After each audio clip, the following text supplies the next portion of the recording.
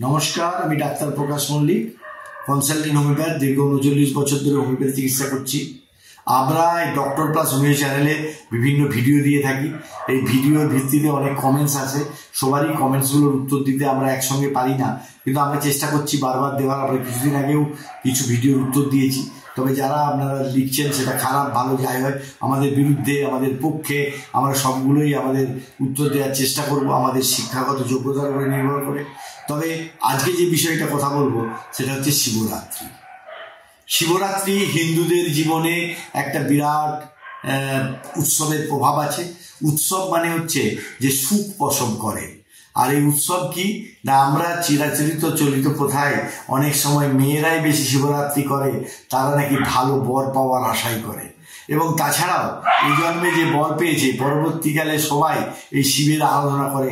আর আসলে শিব কিন্তু আমাদের দেবাদিদেব মহাদেব, এবং তিনি কিন্তু সংহারকর্তা, এবং তিনি কিন্তু আমাদের ডাক্তারদেরও গুরু বলা যায়। অর্থাৎ তিনিই প্রথম কিন্তু চিকিৎসা ব্যবস্থা প্রচলন করেছিলেন।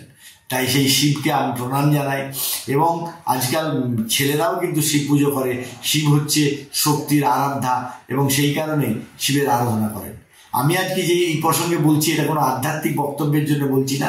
শিবরাত্রিতে উপোস থাকবেন কি না, এবং অনেকেই উপোস থাকেন নির্জলা উপাস। তা আমি বলবো নির্জলা উপাসটা সবসময় ঠিক নয়। তা অবশ্য উপোস থাকুন। উপোস মাঝে মাঝে থাকা যে ভালো খারাপ না, কিন্তু তার কারণ আমাদের স্টোমাক, আমাদের যে গ্যাস্ট্রিক ট্র্যাক্টটা মাঝে মাঝে একটু বিশ্রামের প্রয়োজন আছে। কিন্তু অতিরিক্ত বিশ্রাম, সেখানে কিন্তু অ্যাসিডিটি বেড়ে গিয়ে আমাদের কিন্তু অন্যরকম প্রতিক্রিয়া শুরু করতে পারে। আর নির্জলা উপাসনা অন্তত জল খান, এবং তার সঙ্গে সঙ্গে যদি কিছু পানীয় খেতে পারেন, অনেকে চা খান, বা সেটা চাটা কিন্তু দুধ চাটা খাবেন না। আর এই ব্যাপারটা বলতে চাইছি, যাদের ক্যান্সার আছে তারা কিন্তু উপোস করবেন না, যাদের গ্যাস্ট্রিক আলসার আছে তারা উপোস করবেন না, যারা ডায়াবেটিস আছে তারাও তাদের উপোস করাটা না করাই ভালো, এবং যাদের পেপটিক আলসার, গ্যাস্ট্রিক আলসার এই সমস্ত সমস্যা আছে তারা খাবেন না, উপোস থাকবেন না। উপোস কিন্তু আমরা অনেক সময় হয়তো নানা কারণে, নানা ধর্মীয় দৃষ্টিকোণ থেকে, শুধু শিবরাত্রি নয়, অন্যান্য ধর্মাবলম্বীরাও কিন্তু এই উপোসটাকে গ্রহণ করেন। কিন্তু এই দীর্ঘক্ষণ উপোস কিন্তু আমাদের শারীরবৃত্তীয় প্রক্রিয়ায় মেটাবলিক ফ্যাক্টরকে অনেক সময় খারাপ জায়গায় নিয়ে চলে যায়, যার পরিণাম। আরেকটা ব্যাপার হলো যে আপনি যখন হালকা খাচ্ছেন, উপোসের পরে অনেক সময় কি করে, উপোসের পরে প্রচুর খিদে পায়, এবং অনেকে ভাবেন যে উপোস থাকবো ওই জন্যে, আর উপোসের আগে প্রচুর খেয়ে নেবো, সেটাও ঠিক না। আবার উপোসের পরে আমি যদি প্রচুর খেতে থাকি, তাহলে কিন্তু হঠাৎ করে অন্যরকম রিয়াকশন হতে পারে, তাতে কিন্তু রিফ্ল্যাক্স হতে পারে।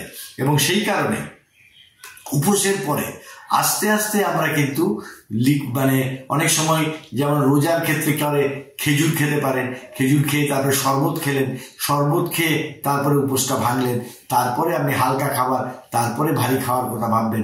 নচেত খিদে পেয়েছে বা অনেকক্ষণ উপোস থাকবেন বলে আপনি প্রচুর খেয়ে নিলেন, আবার উপোস হয়ে যাওয়ার পরে আপনি প্রচুর খাওয়ার চেষ্টা করলেন, এটা কিন্তু কখনোই একটি শরীরের পক্ষে নিতে পারবে না। তাই আমরা উপোস নিশ্চয়ই থাকবো, মাত্রা রেখে থাকবো, এবং কিভাবে আগে পরে আমি সে বিষয়ে বললাম।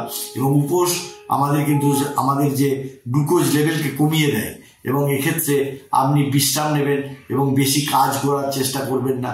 একটু শান্ত মনে যদি থাকতে পারেন, তাহলে কিন্তু উপোস করে আপনার কোনো অসুবিধা হবে না।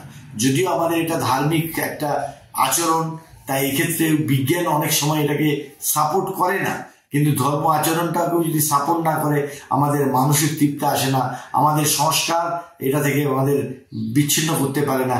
তাই সংস্কারও থাকবে, বিজ্ঞানও থাকবে, স্বাস্থ্যও থাকবে, সব মিলিয়ে আমাদের জীবন যাপন করতে হবে। কোনোটা বাদ রেখেই আমরা চলবো না, কিন্তু সবসময় সংযত জীবন যাপন করতে হবে। তাই উপোস থাকলে আগে পরে ভাবতে হবে, এবং সেই সঙ্গে সঙ্গে হালকা খাবার খান, এবং দরকার হলে কিছুদিন, অর্থাৎ উপোস যেদিন থাকলেন তার পরের দিনও আপনি একটু হালকা খাবার প্রচলন করেন 2-3 দিন, তারপরে দিন আপনি স্বাভাবিক অবস্থায় ফিরে আসবেন।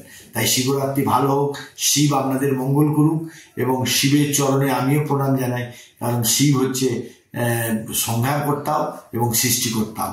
এবং শিবের কাছে যে শেখাটা আছে আমাদের, সেটা হলো এই যে শিব কিন্তু আমাদের একটা ইংরেজিতে কথা আছে যে every earning is one kind of exploitation.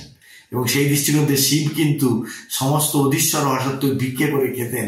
তার মানে তিনি কিন্তু কোনো আকাঙ্ক্ষাহীনভাবে জীবনযাপন করেন। তাই দেবতাদের কাছ থেকে আমরা এই শিক্ষাটাই নিতে পারি, আমাদের জীবনেও যদি আকাঙ্ক্ষাহীন করতে পারি আমরা সুস্থ হয়ে উঠব এবং সুস্থ থাকব এবং আমাদের জীবনে শান্তি ফিরে আসবে, যেটা বর্তমান সময়ে আমাদের আত্মকেন্দ্রিকতা, চাহিদা, আকাঙ্ক্ষা আমাদেরকে অনেক সময় আমাদের অস্থির করে তোলে। আর সেই অস্থিরতার কারণে আমাদের অ্যাসিডিটি থেকে শুরু করে ক্যান্সার পর্যন্ত হতে পারে।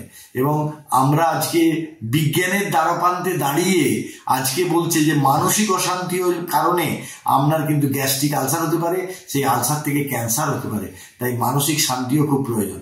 এবং আরবীয় একজন চিকিৎসক তিনি বলেছেন যে রাজনৈতিক অশান্তি আর রাষ্ট্রীয় অশান্তিও আপনার শরীর খারাপের কারণ হতে পারে। ভাবতে পারছেন, শুধুমাত্র ভালো খাওয়া, ভালো পড়াটাই কিন্তু আমাদের স্বাস্থ্য নয়। আমাদের ভালো থাকা, ভালো চিন্তা এবং এই পলিউশন ছাড়াও মানসিক পলিউশনও যে আমাদের স্বাস্থ্যের ক্ষেত্রে একটা বিরাট গুরুত্বপূর্ণ ভূমিকা নিতে পারে, সেই ভাবনার জন্য আজকে ভিডিও করলাম। সবশেষে ভালো থাকুন, অপরকে ভালো থাকতে সাহায্য করুন। সবশেষে বলি হর হর মহাদেব, নমস্কার।